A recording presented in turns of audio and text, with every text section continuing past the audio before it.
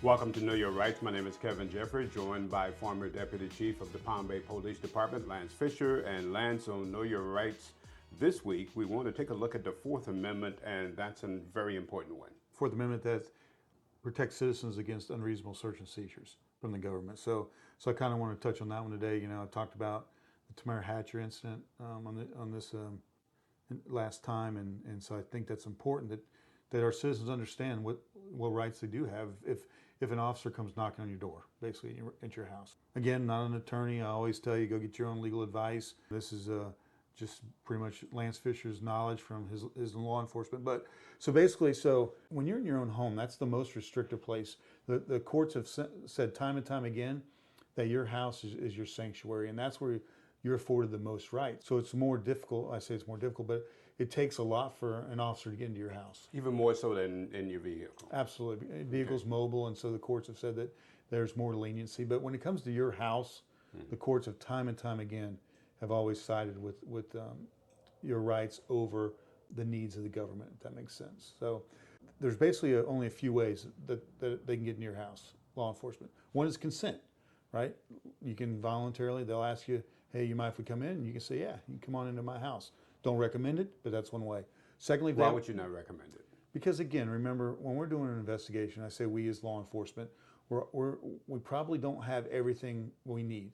So we're trying to get people to basically to cooperate with the investigation to put them in jail. I mean, that's why we do our interviews. That's why we do, our searches. That's why we do our warrants and stuff like that. We're trying to gather evidence to put you in jail.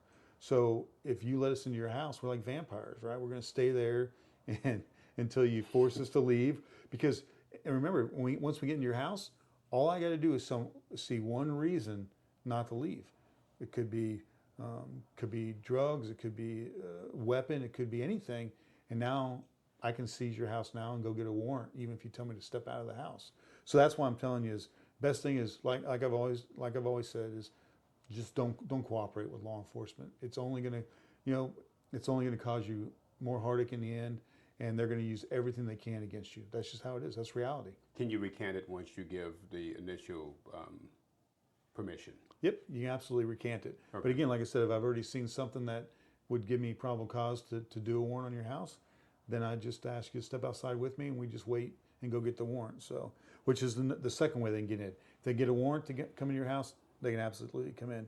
And the third is exigent circumstances. Basically, if there's a person's life's in jeopardy, if they hear screaming, if they see a crime in progress or something like that, if there's a potential that there'll be a destruction of evidence, so they can articulate exigent circumstances.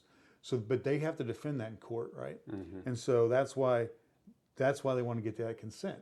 And I've said, be very vocal, right? When you have officers, even on your consensual encounters, be vocal. Am I free to leave? Am I under arrest?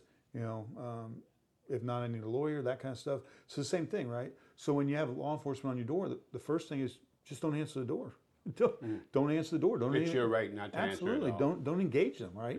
Yeah. Ironically, I had an officer on my door just last week, and so I had the obligation not to answer it, right? Mm-hmm. Not even engage them.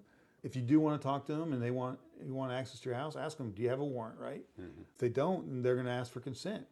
Just be very, very vocal about it and say, I do not give consent, and project that verbally. Because what will happen, right, even if you kind of step aside or you kind of give the image that you're giving consent, maybe they'll just step right in. Now you're trying to articulate, I didn't give consent. And they're like, well, they did step aside, or they just gave the little notion, the gesture. And so it's left back to you as a citizen to say, I didn't give consent. So just be very vocal, right? There should be body cameras on. You can always ask, hey, is this on body camera? Is this being recorded? I'm not providing you consent. You just got to be very vocal about that, because even silent gestures can be misconstrued, and then the courts have to decide whether or not you gave consent. Important for you to have cameras yourself at your home? Absolutely. If you don't, a Ring camera, they're easy to have right there. We've captured so much on Ring cameras, and we've captured police misconduct on Ring cameras. So yeah, it's absolutely important to protect yourself. And then lastly is always, again, I say comply. If an officer tells you they have exigent circumstances, they have a warrant, just comply. You're never going to win right there that day. I say comply, and then fight it out in court. Just do the things you can to best protect yourself. Never give consent. Be vocal about, "Oh, I'm not giving you consent, officer. I'm not giving you consent. Do you have a warrant? Let me see the warrant." All that. But just comply. You'll win in battle, but what you will not win, you'll win in court. What you won't win in court is the charges when they hit you with the resisting and all the we call them POP charges. You pissed off the police. I mean, as you said before, you're dealing with people. Absolutely. And when you don't comply and some of the cursing and some of the resistance, it's not necessary, but all you're doing is heaping up more problems. Absolutely. Yeah, and you know, you're feeding on, again, human emotions, human egos, right? Even law enforcement, we don't like to be told no. We don't like to be, we don't like it when somebody outsmarts us, right? By simply saying, "No, you can't search my vehicle. No, you can't search me. No, you can't search my house." Law enforcement doesn't like the ego task. That's why the next thing you hear is, you know, send me a canine, or, "Oh, now I smell something," because they want to, then they want to in turn, law enforcement wants to outsmart the citizen that just outsmarted them. You know, and that's what happens. And it's unfortunate, but it's true.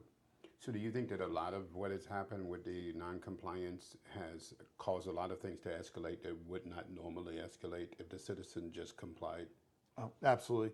If you look at, you know, we've all seen video after video after video, and a majority, I would say probably in the high 90s is 90 percentile is probably, yeah, a citizen doesn't comply, right? And then it rarely does ever work out for the citizen.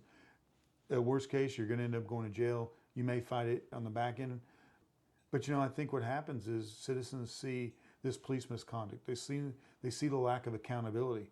We saw what happened in Jacksonville with that gentleman's window. He gets punched down. He gets punched in the face, right? And then when I'm talking about Tamar Hatcher, her window broken and eventually her doors kicked in. She's choked, you know, hit in the face with a forearm strike while she's handcuffed. What tells her to comply next? I mean, right? I mean, all she was doing was waiting on scene. She rolled her window up on 911, waiting for a supervisor to respond.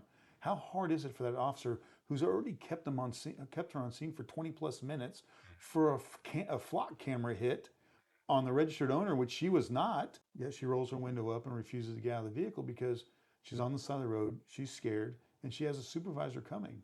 If you were to play the percentages, your chances of being able to resolve this and you winning on the other side of it will start with compliance. Absolutely, 100% compliance. Say it's going to hopefully de-escalate the situation. It's going to prevent the use of forces. It's going to prevent the misunderstandings, right? Because because now you got the officer in a fight or flight as well. And so, yeah, you just have to comply. It's just the right thing to do. Be professional and comply.